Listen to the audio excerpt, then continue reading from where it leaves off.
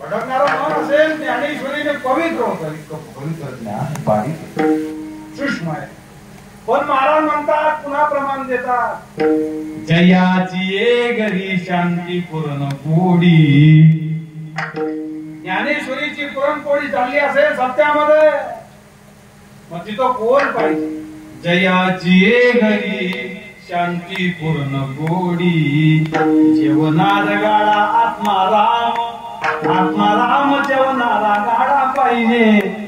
नाही तर भल्या भल्यांना ज्ञानेश्वरी मरेपर्यंत कळत नाही. महाराज म्हणतात बारीक एकदम आणि माणूस करू शकतोय त्यांना. पाण्यापेक्षा बारीक ज्ञान आहे. जल से बदला ज्ञान पाप भूमी से बारी. नेहमी करता सांगतो मारताना माणसाने मरावं. जगात पाप विना मरावं असं शास्त्राचं मत आहे. जगात पाप करणारा माणूस मोठा झालं असं इतिहासामध्ये एकही नोंद. म्हणून महाराज म्हणतात की मरताना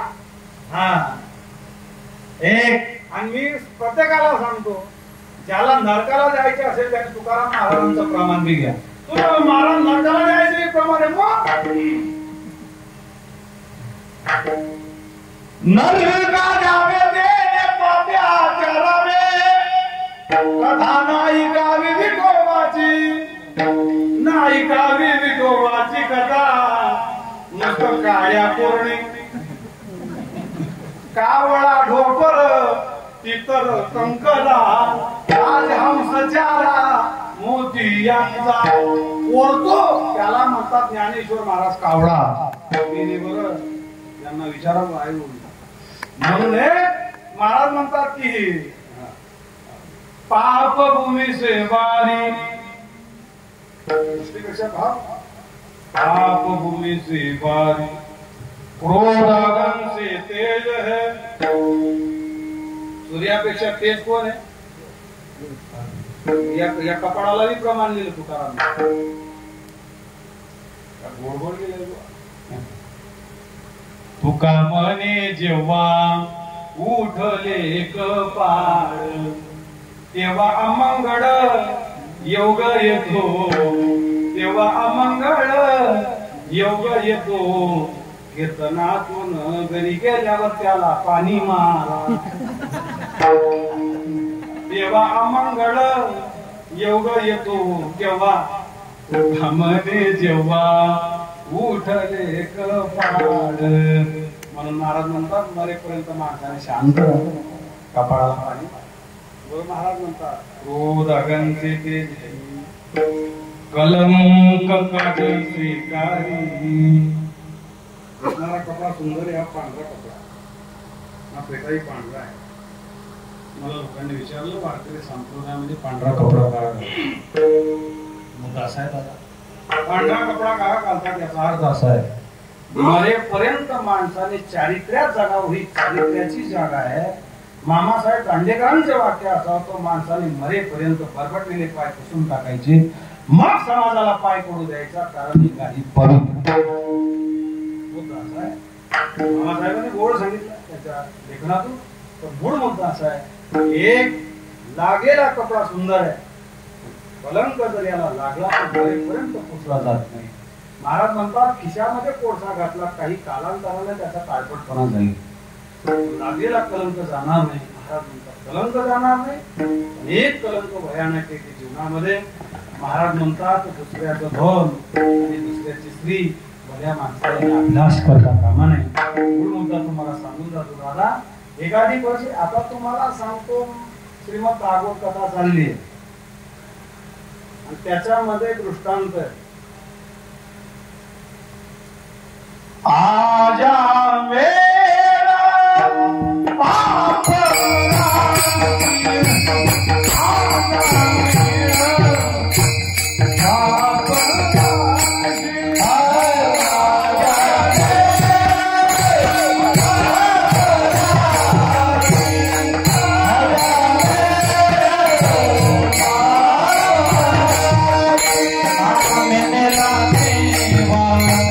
वैकुंठा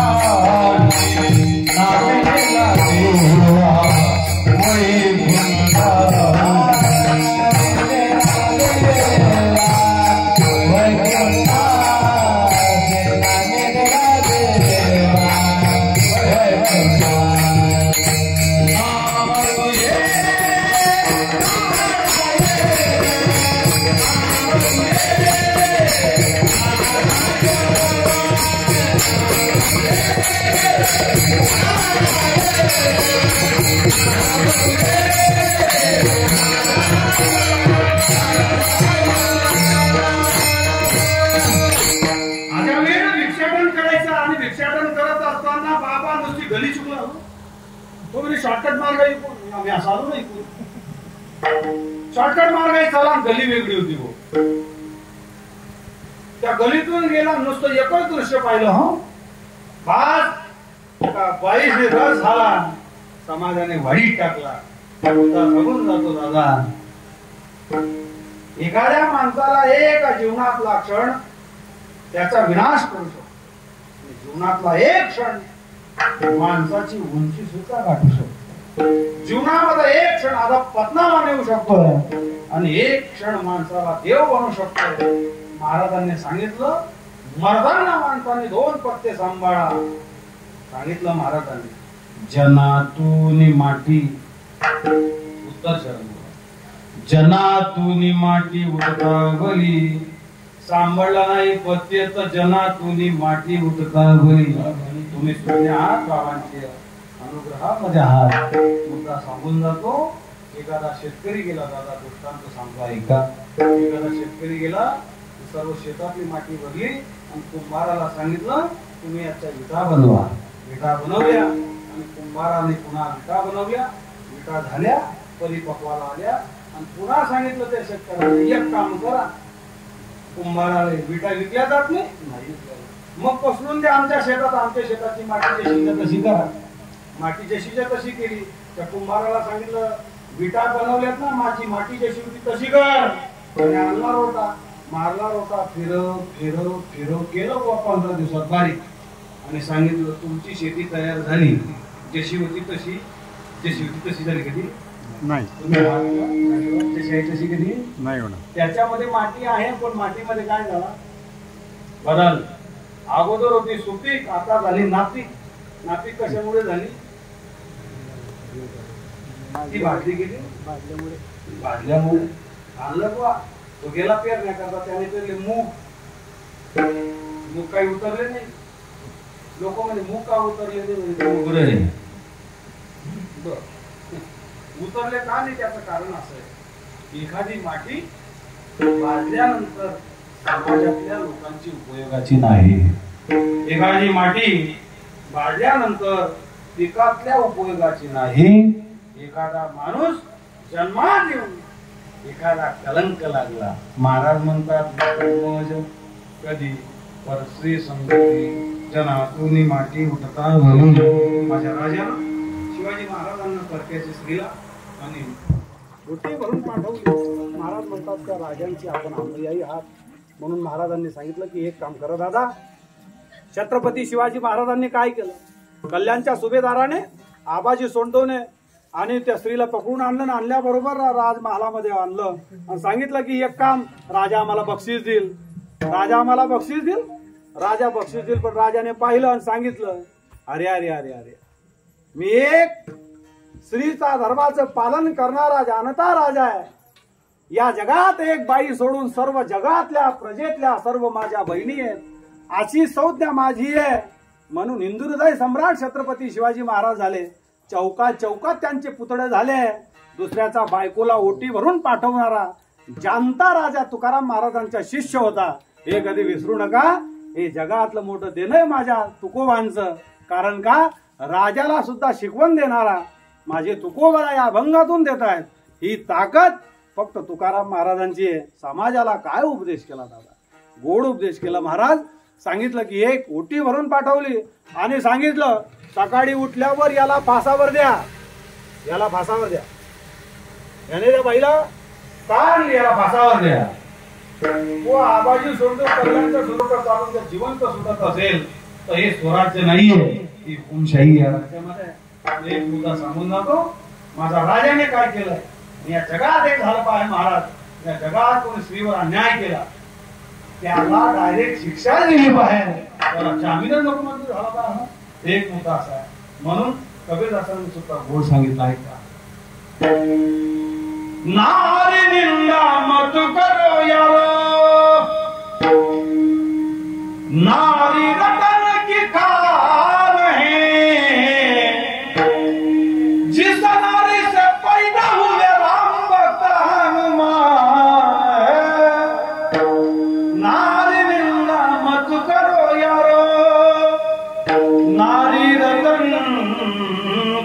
का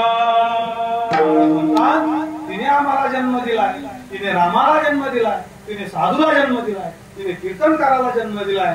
महाराज सांगतात एक काम करा, मरेपर्यंत साधूची साधना पडायची असेल नको मज कधी परश्री संगती जना तुम्ही माटी उठता घरी. तुकाराम महाराजांना लोकांनी विचारलं मग तुम्हाला हे नको हे नको, इंद्रियांनी सुद्धा रेषेत राहावं, मग तुम्हाला काय आवडतं. तुकाराम महाराज म्हणजे या जगाची एकही वस्तू मला आवडत नाही, एकही नाही. मग मग कोण तुम्हाला कोणीच आवडत नाही म्हणे वस्तूवर कोण वस्तू तुम्ही मला भक्त जास्त आवडतात. तुकाराम जगातली एकही वस्तू मला आवडत नाही, मला काहीच नको, काय फक्त कोण पाहिजे भगवान, मला भगवान पाहिजे. तुकाराम महाराज अभंगाच्या शेवटच्या क्षणात